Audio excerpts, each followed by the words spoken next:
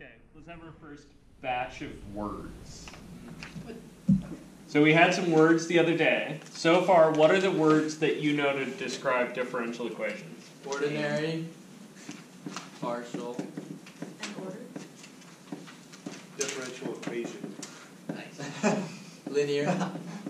Yeah, so we didn't actually learn linear, I just said it a couple times. I'm like a sponge. So, Homogeneous.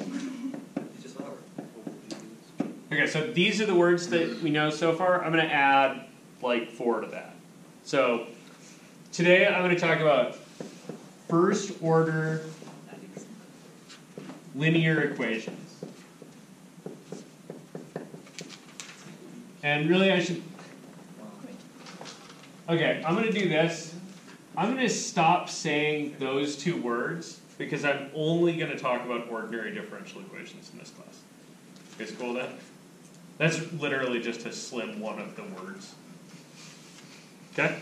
Standing assumption, from here on out, everything's an ordinary differential equation. Cool. Until the last day of class, and then we'll... I was going to say Alright, so, a first order linear differential equation is one that looks like this. Y prime plus some function of x times y equals some other function of x. Good? Okay. Note that in order for me to solve this, I'm going to have to make some reasonable assumptions about p. Right? Like specifically, I'm going to have concerns about like maybe when p isn't continuous or something, or when p isn't differentiable. Those are going to create issues for me. I'm going to kind of ignore those issues for a little bit, and then we'll talk about them some more later. For right now, just assume that p is a nice continuous differentiable function. And not identical to 0. And I'm okay with it being identical to 0. That, in this case, creates a pretty boring differential equation. Right, because that just tells you y prime is f. And that brings you back to Calc 2 land, right? Yeah. Where you like go find f's antiderivative. Right? So those are differential equations you know how to solve. It's more interesting when p is not identically 0, but... so now I'm going to throw 2 more words. And I'm never going to spell homogeneous right. Homogeneous, right? Like... Sure. Okay, so... homogeneous or homogeneous is when f, the thing on the right hand side, is identically the 0 function. Not when it's sometimes 0, but when it's always 0. You guys got the distinction there? Oh gosh, I'm just thinking in terms of restrictions. Do we have to, it will always be 0 no matter what the input is? Like there's no... Yeah, the identically 0 function. The one that takes whatever x you give it and goes, whatever, here's 0. 0 vector. Right? So this is the thing that fully tosses the input. It's not 0 sometimes, and then not 0 others. It's always 0. You guys cool with that? So that's the difference between this, right?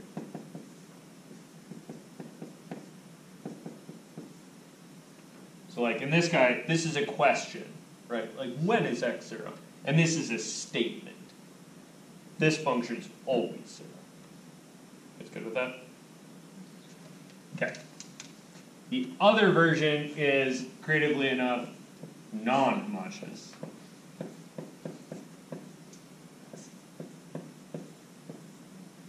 Which is what? Not Anything. 0. Just like any What's not defined as 0? So, when f of x is some function that's not identically 0. This could be a function that's allowed to be 0 sometimes. But just not all the time. But not always 0. So, for instance, if I had... Maybe let me throw a couple examples. If I had like y prime plus cosine xy equals 0. Wait, which one's this? That's homogeneous. That's homogeneous. If I had equals, say, cosine x. See this?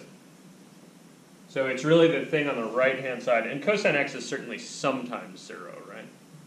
It's not always. Yeah, because it oscillates through 0. I word this morning. No, I realized that I just used it in context this morning. Yes, I did learn about oscillators. Okay. So, is this in the correct spot? Y prime plus sine of x, y equals 0? Yes. Is that a homogeneous equation? Okay, so where would y prime plus sine x equals 0? Where does that go?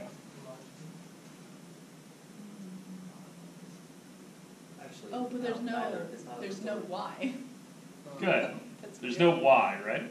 So really this thing should be rewritten as y prime plus 0y equals minus sine x, right? Oh, You can see those are equivalent. So you have to be a little careful. It's not just the ordering, it's which thing is not 0. You guys see that?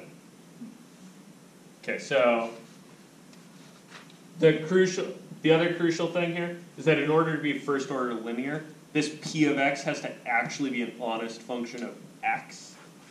It can't be a function of y. You guys see that? So in my broader category of first order linear things, let me throw some examples.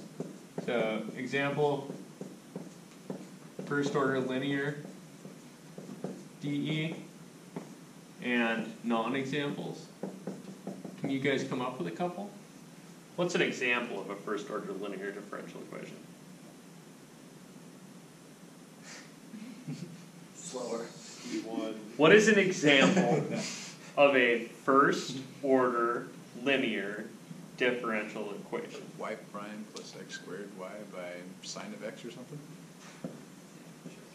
So you said y prime plus, Whatever, of x okay, x squared y equals equals something of x.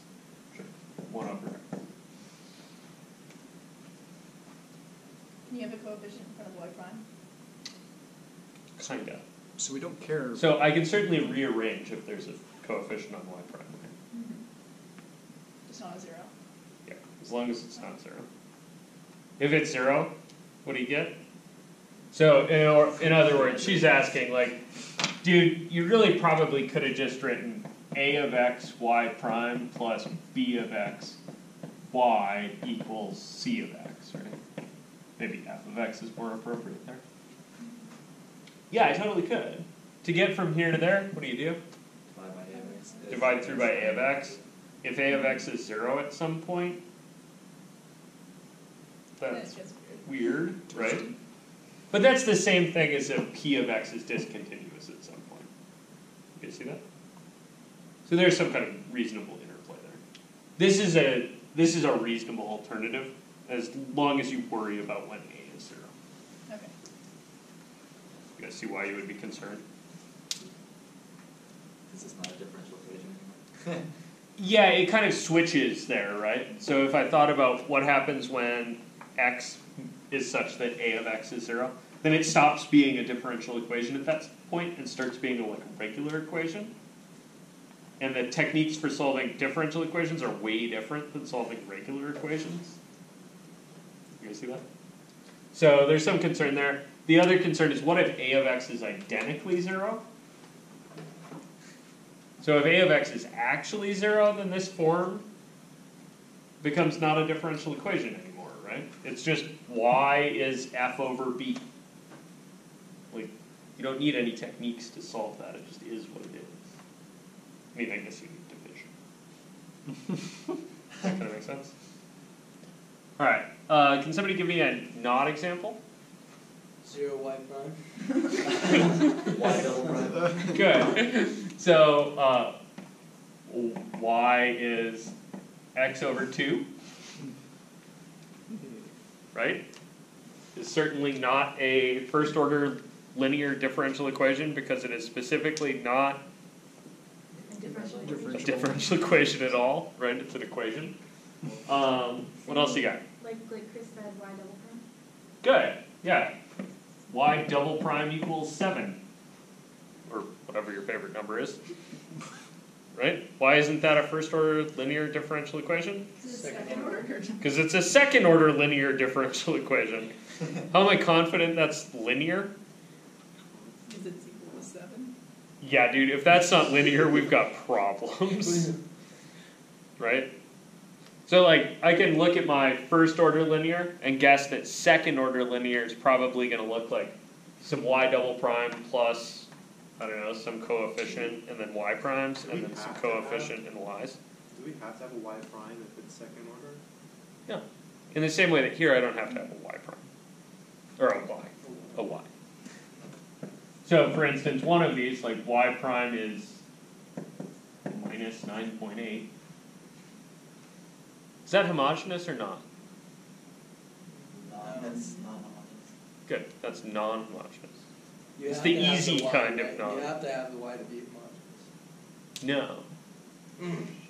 It's only when fmx is identical to 0. Yeah. Homogeneous and non-homogeneous are about the thing that it's set equal to. Right? The other side from the y's. They don't care whether p is identically 0 or not.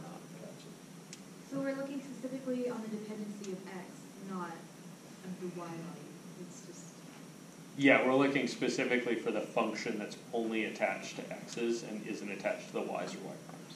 okay. Which brings up another thing that's not a first order linear non-homogeneous equation. There's no x. Well, the y is a So function why isn't that first order linear differential equation? because p of x is a function of y and not a function of x. Yeah, even kind of weirder, right? The p of x is Y. like, I don't friggin' know what's going on here, right? Basically, it just doesn't fit because I've got y's and y primes multiplied together. You guys see that? Anything you can do with that? With that? Yeah. Take a picture. Oh yeah, we can solve some of those. Divide by y. So, Method of why motion. would you though? Like, what are the, Oh, like what are things that where Yeah. this happens? just seems. Another example that we happened to do yesterday was this one. Yeah. Y prime over y is k. Oh, A, okay. Right, this is where the derivative is proportional to the thing itself. Right, that's an exponential growth model. So the other thing is maybe weird, right? Because this would be the derivative is inverse proportional to the thing. Yeah, I can't even visualize that. That's weird. That happens in chemical reactions. Okay. So the reason it happens in chemical reactions, right, is the rate at which new reactant is being formed is inversely proportional to the amount there already is because you used up what you were using to create it. Science. Does that make sense? Probably not. For like inverse squared law? Yeah, there's a bunch of things that have kind of inverse laws, right? So you might use some of these for that. So there are a whole mass of very interesting things that don't fall into the first order linear, sadly. There are a whole bunch of first order non-linear things that are interesting. Mostly first order things we can solve though, so we'll have some techniques. They're just not the first order linear techniques. What's the solution to that one? Y prime. This one? Yeah. Alright. Let's figure it out. I'm assuming you can't just